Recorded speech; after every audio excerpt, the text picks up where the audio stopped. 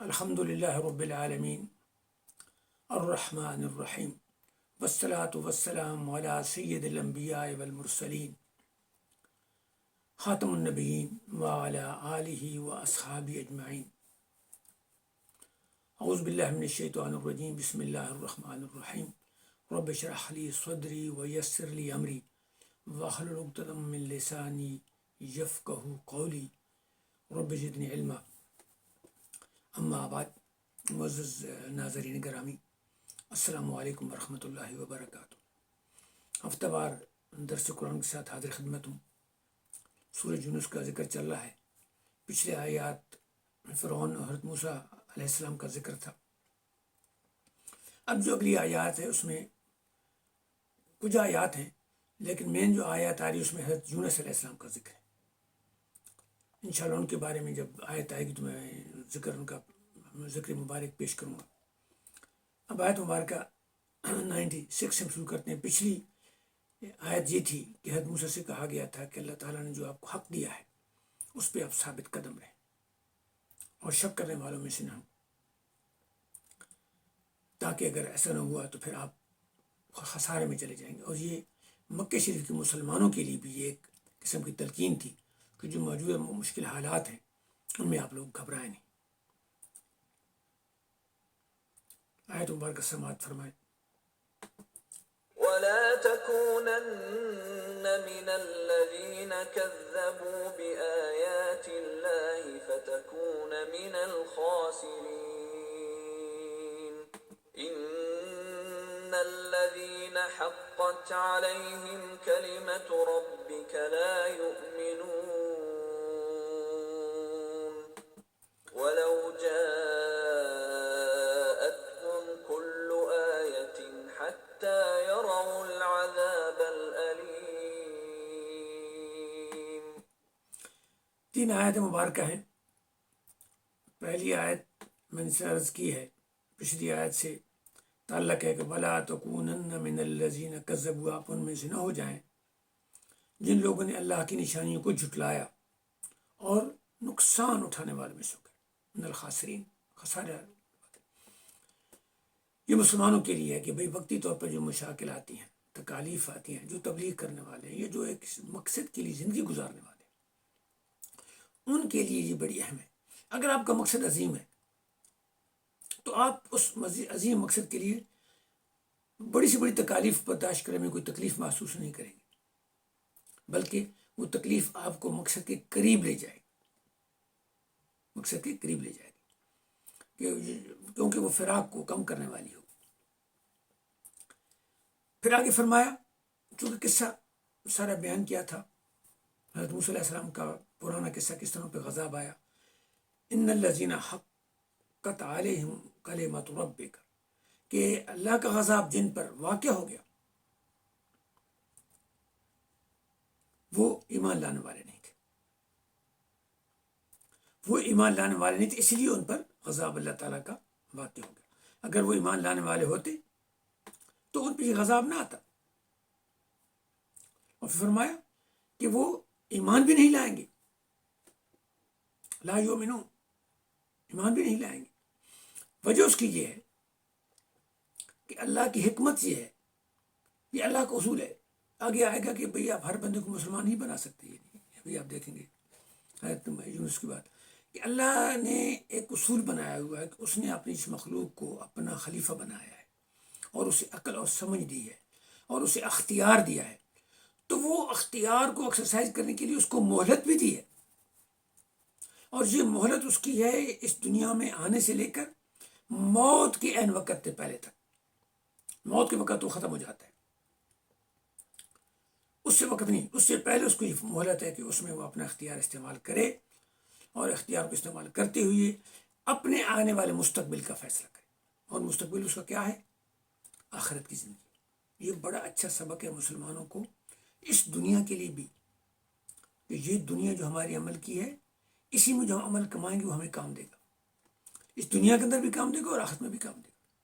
اور جو لوگ اسلام کے قوانین پہ عمل کر رہے ہیں، یقین کریں کہ ان کو اللہ تعالیٰ اس دنیا میں بے پناہ فوائد دے رہا ہے، ایمانداری کے، سچائی کے، عدل کے، انصاف کے، انسانی مساوات کے، انسانی احترام کے، غریبوں اور کمزوروں اور ناتوانوں کی خدمت کرنے میں، ان کو حق دینے میں، جو حکومتیں کر رہی ہیں، جو افراد کر رہے ہیں، ان سب کو اس کا صلہ اس دنیا میں مل رہا ہے، اور اللہ پہ یقین ہوگا تو پھر آگے بھی ملے گا۔ اب فرمایا کہ جو بندے ایمان نہیں لائیں گے،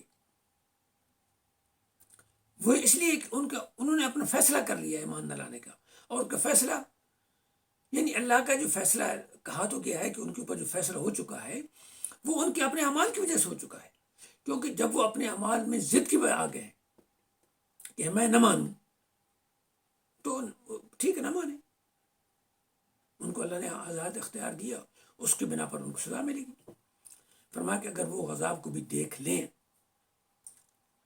یعنی ان پر ساری نشانیاں آ جائیں، یعنی اللہ کے وجود کی، اللہ کی طاقت کی، اللہ کی قدرت کی، کہ اس دنیا میں بھی آپ کو آرام ملے گا، آخرت میں بھی آرام ملے گا، لیکن چونکہ اللہ کی ذات نظر نہیں آتی، کوئی بڑی واضح نشانی نہیں آتی، اس لیے بندہ ڈرتا نہیں ہے۔ تو پھر کیا کہتا ہے کہ اگر اس پہ ساری نشانی آ جائے، حتیٰ کہ وہ عذاب بھی دیکھ لیں، تو وہ نہیں مانیں گے۔ کیوں؟ کہ وہ ضد میں آ گئے، میری ایسی گھٹا آ رہی ہے، کہیں ویسے گھٹا ہے، ایسے گھٹا ہے، اور گھٹا میں حضرت شعیب کی قوم جو تھی، ان کو اس میں بہت بڑا عذاب آیا، جل گئے، ان سمجھا کہ شاید بادل ہیں، بھاگ کے نیچے گئے کہ ٹھنڈک ہوگی۔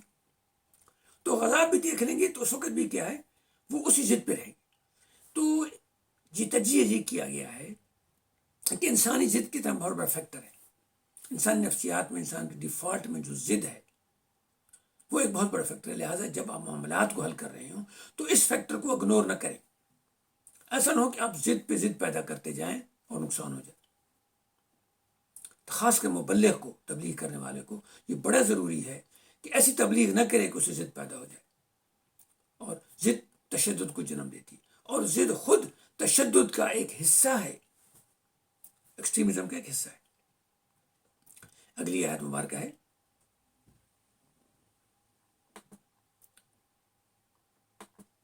فلولا كانت قرية آمنت فنفعها إيمانها إلا قوم يونس لما آمنوا كشفنا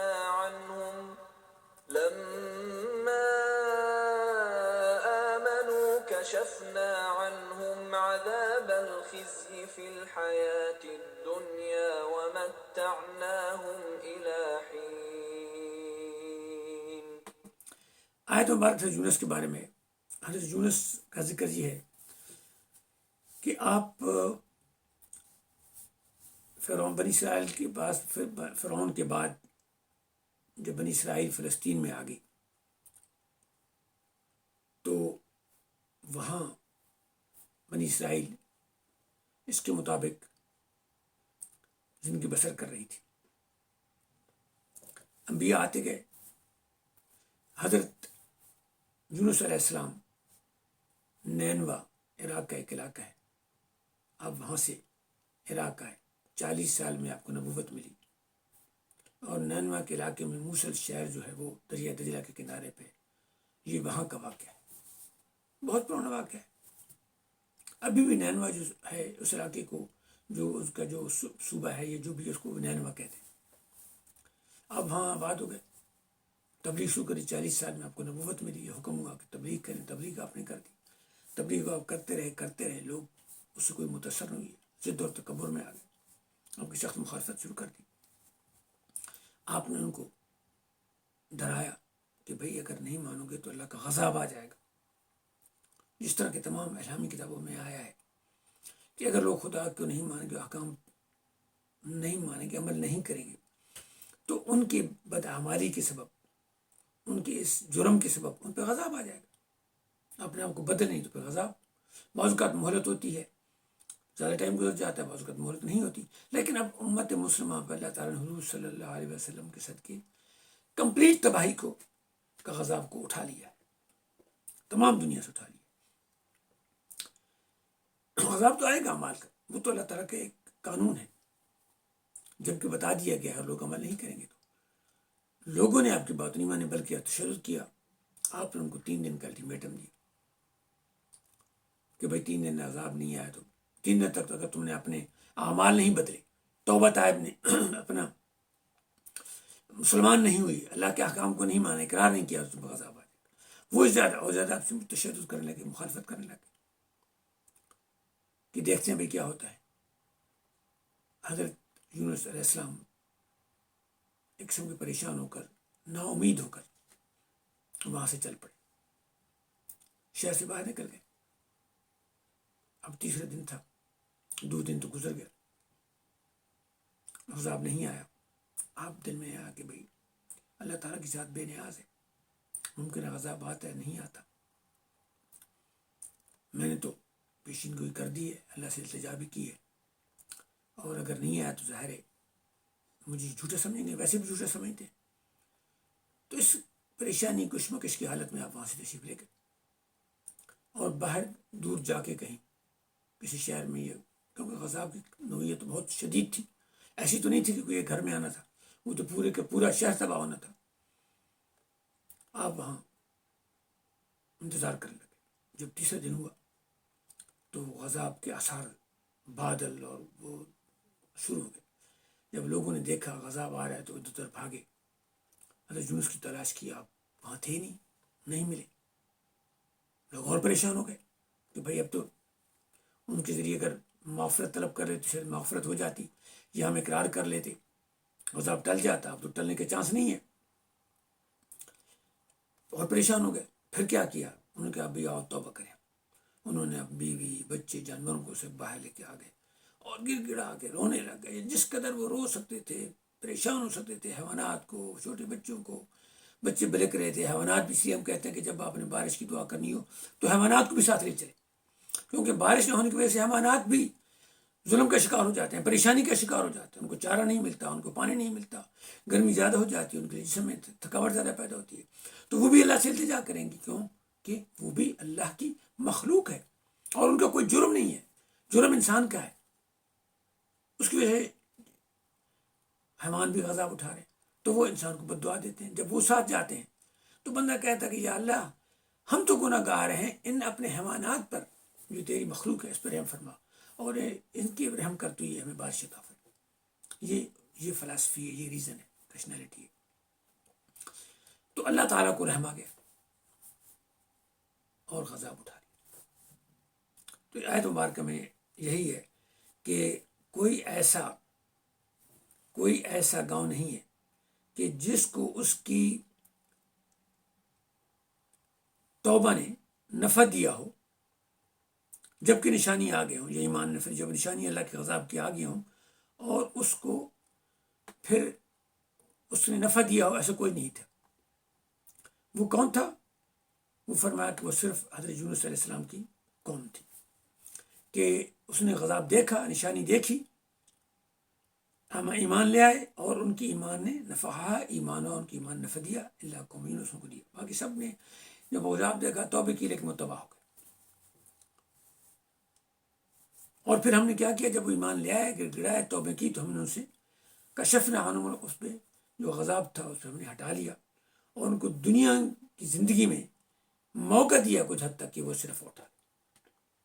اب کتنا موقع تھا؟ علماء نے اس کے بارے میں مختلف لکھا ہے. کہیں نہ کہیں سال لکھا ہے، کہیں نہ کہیں دن لکھا ہے، واللہ عالم بالصواب. بہرحال وہ غضب ٹل گیا اور حضرت یونس علیہ السلام نہیں تھے اور وہ لوگ وہاں رہنے لگ گئے. اب حضرت یونس علیہ السلام نے جب یہ دیکھا کہ غضب ٹل گیا ہے، اب انتظار تو کر رہے تھے. آپ نے کہا کہ تو میں اب جاؤں گا تو مجھے تو بالکل صراحتاً جھوٹا کہیں گے، کیونکہ پہلے بھی جھوٹا کہتے تھے. اب تو ان کو یقین ہو گیا کہ میرا دعویٰ غلط ہے. آپ اس پریشانی میں آپ نے کہا کہ میں چلا جاؤں، اور ظاہر جانے کے لیے آپ دریا پار کراس کرنا تھا، کیونکہ اگلے دریا کے پار ہو جائیں گے تو یہاں کے لوگ وہاں کم جائیں گے، کوئی رابطہ نہیں ہوگا، کشتی پہ فوراً رابطہ ہو جاتا ہے. اب کشتی میں بیٹھ گئے تو بھنور آ گیا. آپ سمجھ گئے، چونکہ نبی تھے، اللہ تعالیٰ نے حکمت دی تھی، وزڈم دی تھی کہ جو میں جا رہا ہوں تو یہ ذات ربانی کو قبول نہیں. آپ نے اس کو سمجھ گیا. آپ نے کہا کہ بھئی میں چھلانگ لگاتا ہوں. والنٹیرلی آپ نے کہا کہ میں چھلانگ لگاتا ہوں. وہ نبی تھے, عظمت تھی, خود احساس ہو گیا کہ میں نکل آیا ہوں تو شاید اللہ تعالیٰ کی ذات کو جو پسند نہیں ہے تو میں نے غلطی کی ہے. تو جو کہ آپ علاقے میں نبی معروف تو تھے, تو کسی کو کا نہیں اپنا ہے, ہم کسی اور کو پھینکتے ہیں, کسی کو نہ پھینکو, میں پھینکنا چاہتا ہوں. تو اور آپ سے انہوں نے کہا نہیں جی آپ چھلانگ مارے, ہم قرآن اندازی کرتے, قرآن اندازی کی, آپ کا نام نہیں آئے گا. آپ نے کہا نہیں جی نہیں غلطی, دوبارہ قرآن اندازی کی, پھر نام آ گیا. پھر آپ نے کہا, انہوں نے کہا نہیں جی, کیونکہ آپ کا احترام تھا ان کا, آپ کے کردار کی وجہ سے. انبیاء کے سارے کردار بہت اعلیٰ ہوتے ہیں, لیڈرشپ کی اعلیٰ مثال ہوتے ہیں. 30 دفعہ جب آیا تو آپ نے چھلانگ لگا دی. چھلانگ لگا دی تو اللہ کی حکمت سے وہاں ایک مچھلی, کوئی شارک ہوگی, بڑی مچھلی ہوگی, مگر مسجد سائز کی ہوگی, اس نے آپ کو ہڑپ کر لیا. ہڑپ کرنے کے بعد آپ اس کے پیٹ میں چلے گئے. پیٹ میں جانے کے بعد کتنا عرصہ پیٹ میں رہے واللہ عالم, مختلف روایات ہیں. چند دن رہے, چند گھنٹے رہے, چند ہفتے رہے, مہینے رہے, واللہ عالم.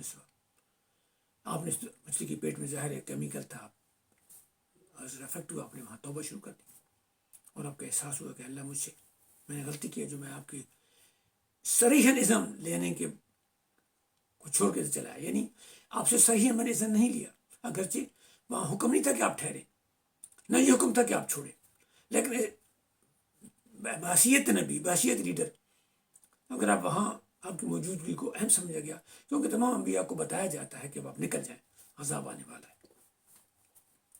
حضرت نوح کو اس طرح بتایا گیا, حضرت لوط کو بتایا گیا, حضرت شعیب کو بتایا گیا, سب کو بتایا گیا. آپ نے توبہ کی, اب لا الہ الا انت سبحانک انی کنت من الظالمین, یہ آیت مبارکہ ہے کہ بھی آپ پڑھتے رہے, اس سے سبب اللہ تعالیٰ نے آپ کو معاف کر دیا, اور مچھلی نے آپ کو اگل دیا.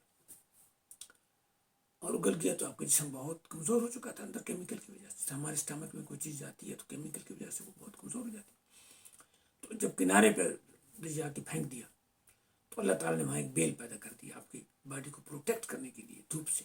کہتے ہیں کدو کی بیل تھی, بلال جو بھی بیل تھی اس کا پھل تھا, آپ اس کا پھل کھاتے رہے. دھوپ سے آپ کا جسم کمزور تھا, بچ کے آپ کو اللہ تعالیٰ نے طاقت دے دی, اللہ تعالیٰ نے آپ کو گناہ معاف کروا دیا. علماء نے یہ لکھا ہے کہ اللہ تعالیٰ کو یہ بات اس لیے پسند نہیں آئی کہ جس کا بڑا مقام ہے اتنی اس کی ذمہ داری بڑی ہے, اس لیے اتنی اس کی ذمہ داری کی وجہ سے اس کے ہر کام کو اپنے آقا سے, یا جو اس کا مقام ہے اس کو مطلب دیکھنا چاہیے کہ اس کا کیا افیکٹ پڑے گا دوسروں پہ. تو اس لیے اللہ تعالیٰ کو پسند نہیں آیا. تو اس کے یہ حضرت خواجہ حسن بصری نے ایک مقولہ بنایا ہے کہ حسنات الابرار سیئات المقربین, کہ اللہ کے جو مقرب بندے ہیں بہت قریب ہیں, ان کا مرتبہ بہت اونچا ہے, اور جو ابرار ہیں ان کا اسے نیچا ہے. مومنین تو خیر بہت نیچے ہے. تو ان کی جو بعض اوقات نیکیاں ہوتی ہیں تو ان کا مقام, ان کے جو غلطی ہوتی ہیں یا جو چیزیں درگزر کرواتے ہیں ان کے برابر ہو جاتا ہے. یعنی اتنا اونچا لیول ہے, جس سے مثلا اگر کوئی کمانڈر ان چیف ہے تو اس کی معمولی غلطی سے ساری آرمی افیکٹ کرے گی, اگر صدر اس کی غلطی سے سارا ملک افیکٹ کرے گا, اور اس کی اچھائی سے سارا ملک کو فائدہ ہوگا. تو اس لیے فرمایا کہ ابرار کی جو نیکیاں ہیں وہ مقربین کے غلط فہمیوں یا معمولی خطاؤں کے برابر ہو جاتی. تو یہ وجہ تھی کہ آپ کو اللہ تعالیٰ نے اس کی وجہ سے ایک قسم کی ناراضگی کا اظہار کرتے ہوئے آپ کو تکلیف میں مبتلا کر دیا, آپ کو آزمائش میں مبتلا کر دیا. پھر اللہ کے فضل و کرم سے آپ اس آزمائش میں کامیاب ہوئی, اپنی توبہ کی وجہ سے, اپنے استغفار کی وجہ سے, اور پھر اللہ تعالیٰ نے دوبارہ آپ کو وہی طاقت دی, وہی قوت دی, اور وہی دیا کہ آپ نے پھر تبلیغ کی, اور پھر آپ رہے اس میں. اب جو اگلی آیت مبارکہ ہے وہ بڑی اہم ہے. اب یہ اگلی مبارکہ یہ سار ہمیں بتاتی ہے جو میں نے پچھلی دفعہ کہا ہے نا کہ بندوں پہ غضب کیوں آتا ہے. اللہ تعالیٰ نے جو دستور بنایا ہوا ہے, اپنا ایک طریقہ بنایا ہوا ہے, اس کے مطابق ہے. اگلی آیت ہے کہ وَلَوْ شَاءَ رَبُّكَ لَآمَنَ مَنْ فِي الْأَرْضِ كُلُّهُمْ جَمِيعًا. وَلَوْ شَاءَ رَبُّكَ, وَلَوْ شَاءَ رَبُّكَ, اگر آپ کا رب یہ پسند فرماتا, یعنی یہ چاہتا, چاہتا, تو کیا ہوتا؟ لَآمَنَ من, جو کوئی زمین میں ہے وہ ایمان لے آتا, کلہم جمیعا, یعنی بڑی تاکید فرمائی, کلہم بھی سب ہے اور جمیعا بھی سب ہے, یعنی چھوٹا بڑا ہر کوئی ایمان لے آتا اگر اللہ چاہتا تو. اللہ نے کیوں نہیں چاہا؟ میں اس سے پہلے گزارش کر چکا ہوں. پھر آگے فرمایا افانت تکرہ الناس، کیا تم لوگوں کو مجبور کرو گے؟ کیا تو مجبور کرے گا لوگوں کو؟ سبحان اللہ سبحان اللہ، کہ بھئی وہ سارے ایمان لے آئے حتیٰ یکونوا مومنین، تو ایمان لے. تو آپ اس طرح نہ کریں، یعنی آپ کر نہیں سکتے. اس لیے کہتے ہیں نا ایک اور آیت میں کہ لا اکراہ فی الدین، کہ دین میں جبر زیادتی نہیں ہے. تو یہ حضور کے وسلم کے لیے بھی حکم تھا، تمام پہلے انبیاء کے لیے بھی حکم ہے، اور ہم جو بعد میں جو علماء یا دعوت دینے والے ان کے لیے بھی حکم ہے. قائل ہے کہ بھائی کفر رہے گا، ظلم رہے گا، رات رہے گی، دکھ رہے گا، غم رہے گا، سانپ رہیں گے، زہر دینے والے رہیں گے، برے کام کرنے والے رہیں گے، چوریاں کرنے والے رہیں گے، قتل کرنے والے رہیں گے. شیطان جب موجود ہے اور انسان کی ڈیفالٹ میں ہے کہ اس نے اس کو قبول کرنا ہے، کسی چیز کو بھی قبول کرنا ہے، اس کے دماغ میں چونکہ عقل ہے، سمجھ ہے، حواس خمسہ ہیں، ستہ حواس اس کا عقل ہے، اسے متاثر ہونا ہے، تو یہ ہوگا. پھر اس کو اختیار ہے، جس کو مرضی چوز کرے. تو یہ اختیار کو ایکسرسائز کرنے کی مہلت ہے، اور پھر اسی کی بنا پر جزا و سزا ہے. جیسا کرے گا ویسا بھرے گا، اچھا کرے گا تو انعام ملے گا. سزا تو فرمایا کہ آپ اس بات پہ پریشان نہ ہوں. حضور اکرم صلی اللہ علیہ وسلم کی اور دوسرے مسلمانوں کی ایک قسم کی حوصلہ افزائی فرمائی کہ یہ مغیرہ بن شعبہ اور ابو جہل اور فران اور ڈھمکا، یہ جو بڑے ہیں، ان کے پاس دولتیں ہیں، پیسے ہیں، یہ آپ پریشان نہ ہوں. نہیں مانتے ہیں غریب مسلمان ہو رہے ہیں، لوگ جو مسلمان ہوتا ہے اس کو تنگ کرتے ہیں. قوت ہے، مہلت، یہ جو مہلت دی گئی ہے آپ سے پریشان نہ ہو. یہ میرا اپنا ایک نظام ہے. آپ سب کو اسلام کا پابند نہیں کر سکتے. آپ دعوت دیں، تبلیغ کریں، کوشش کریں. آپ اتنی کوشش کریں کہ اللہ تعالیٰ اس میں اتنی برکت ڈالے گا، لیکن یہ کفر والے رہیں گے. اس لیے تبلیغ و دعوت میں حکمت اور موعظۃ الحسنہ بہت ضروری ہے، اور تشدد بہت بڑا برا ہے. اور اگر آپ مذہب کے نام پر تشدد کریں تو یقیناً آپ اس مذہب کے خلاف نفرت پیدا کر رہے ہیں، جس طرح کہ یہاں اسلام فوبی پیدا ہو گیا. در حقیقت ہمیں انالیسس نہیں کرتے کہ بھئی جب ہم آئے یہاں تو ہم اسلام کے امبیسڈر بن کے آئے. اگر ہم تو بدقسمتی سے اپنی مادی اغراض کے لیے آئے، اسلام کے لیے نہیں ہے، تبلیغ کے لیے نہیں آئے تھے، مادی اغراض کے لیے آئے تھے. لیکن ان لوگوں کو تو اسلام کا پتہ نہیں تھا نا. ہر آدمی تو کوئی ریسرچ نہیں کر رہا تھا نا اسلام پہ. ان کے تو اسلام کے بارے میں ایک بڑا نیگیٹو ایٹیٹیوڈ تھا جو کرسویڈ میں صلیبی جنگوں میں پیدا ہو گیا تھا کہ مسلمان ظالم ہیں. ان کو ظالم شو کر کے لوگوں کو اکٹھا کیا گیا اور لڑائیاں کی گئی. اگر آپ نے تورل دیکھا ہے، دوسری اگر آپ نے دیکھے ڈرامے تو آپ کو پتہ ہوگا. تو بھائی اس حالت جب آپ آئے تو اور آپ نے پھر یہاں غیر اسلامی کردار کے ساتھ آپ لوگوں کو سامنے آپ نے کام کیا اور آپ نے دعویٰ اسلام کا کیا ہے اور دعویٰ اسلام کی محبت کا کیا ہے، تو پھر اسلام کو یہ کیسے اچھا سمجھے. اس لیے قرآن مجید میں کہا گیا تھا کہ بتوں کو گالیاں مت دو. اگر تم بتوں کو گالیاں دو گے تمہاری ضد میں خدا کو گالیاں دیں گے. اس لیے علماء نے کہا کہ ہر ایسا کام جو آپ کے اسلام کے نقصان کا باعث ہے وہ آپ غلط کر رہے ہیں، آپ کو نہیں کرنا چاہیے. اور یہ ضد ہے جس کا پہلے ذکر کیا گیا ہے کہ وہ خوف اور غضب کو دیکھ کر بھی مان نہیں لائے. اسی فرمایا کہ آپ پریشان نہ ہو، آپ اپنا کام جاری رکھیں تبلیغ کا. وما علینا الا البلاغ المبین. تو لوگوں کو آپ مجبور کیوں نہیں کر سکتے؟ سارے لوگوں کو آپ مومن نہیں بنا سکتے. اگلی آیت بڑی اہم ہے. وما كان لنفس ان تؤمن الا باذن الله ويجعل الرجس على الذين لا يعقلون. فرمایا کہ اور کسی شخص کے لیے ممکن نہیں کہ وہ اللہ کی اجازت کے بغیر ایمان لے. اس کا مطلب یہ ہے کہ اللہ کے علم میں یہ ساری چیزیں ہیں. کافر رہے گا، مسلمان ہوگا، مسلمان تبلیغ سے ہوگا، کافر ہو کے مرے گا، یہ کرے گا، وہ کرے گا. اللہ یہ چاہتا ہے کہ لوگ ظلم نہ کریں، لیکن اس نے اختیار دیا ہوا ہے. اللہ ظلم کو پسند نہیں کرتا، کفر کو پسند نہیں کرتا. اللہ کے علم میں سبھی چیز موجود ہے. لہٰذا یہ نہ سمجھیں کہ یہ اللہ کی کوئی مرضی کے خلاف ہے. نہیں، یہ اللہ کے اجازت کے ساتھ ہے ساری باتیں، اس لیے کہ اس نے اختیار دیا ہوا ہے. ورنہ عدل کیسے کرے گا؟ اگر کسی کو مجبور کر دیا اس دنیا میں تو پھر اختیار نہیں دیا تو عدل کیسے کرے گا؟ عدل کا تقاضا یہ ہے کہ بندے نے اپنی مرضی سے کام کیا. اسی لیے حضور نے فرمایا کہ رفع القلم المجنون، اور جو اس پہ ہے بچے سبھی ہے اور جو بے ہوش ہے. کیوں؟ ان کے اندر اختیار نہیں ہے، بس میں نہیں ہے، تو یہ حکمت ہے اس کی۔ فرمایا اور اللہ تعالیٰ کیا کرتے، جو لوگ عقل سے کام نہیں ہے تو ان پر نجاست اور عذاب ڈال دیتا ہے۔ یہ بڑا اہم ہے، یہ بڑا اہم ہے کہ مسلمانوں کو عقل کو، ہم سب کو عقل کو استعمال کرنا چاہیے، خاص کر اسلام کے معاملے میں، تبلیغ کے معاملے میں، دوسرے معاملات میں، انٹر ریلیشن شپ میں، یہ بڑا ضروری ہے۔ اور عقل کا مطلب ہے علوم، سائیکالوجی کو استعمال کریں، ریشنلٹی کو استعمال کریں، جتنے اصول ہیں ان اصول میں سے سارے جتنے بھی علوم ہیں عقل سے پیدا ہوئی، لا ہے، فزکس ہے، کیمسٹری ہے، بایولوجی ہے، نیچرل سائنسز ہیں، سوشل سائنسز ہیں، تو یہ بڑا ضروری ہے کہ ہم عقل کو استعمال کریں۔ اگر نہیں کریں گے تو اللہ تعالیٰ ہم پہ رجس، گندگی، حسد، نجاست، عذاب ڈال دے گا۔ اللہ تعالیٰ آپ کو اور مجھے قرآن مجید کو سمجھنے کی توفیق عطا فرمائے، ہمارے گناہوں کو معاف فرمائے، ہمیں نیکیاں، بھلائیاں، محبتیں اور اچھائیاں پھیلانے کی توفیق عطا فرمائے، آپ کو اور مجھے قرآن مجید کو غور سے پڑھنے کی، سمجھنے کی توفیق عطا فرمائے، ہمارے گناہوں کو معاف فرمائے، جہاں ہم رہ رہے ہیں ہمیں محبت کا پیغام اپنے حلقے اثر تک پہنچانے کی توفیق عطا فرمائے، امت مسلموں کو عادل اور نیک حکمران عطا فرمائے۔ اللہ تعالیٰ ہمارے گناہوں کو معاف فرمائے، تمام انسانیت پر رحم فرمائے، آفات و بلیات سے محفوظ فرمائے۔ ربنا تقبل منا انك انت السميع العليم وتب علينا انك انت التواب الرحيم وصلی اللہ علیہ سیدنا محمد وعلى آلہ وصحبہ اجمعین۔ انشاءاللہ اگلے ہفتے ملاقات ہوگی، اس وقت تک اجازت دیجیے۔ السلام علیکم ورحمۃ اللہ وبرکاتہ۔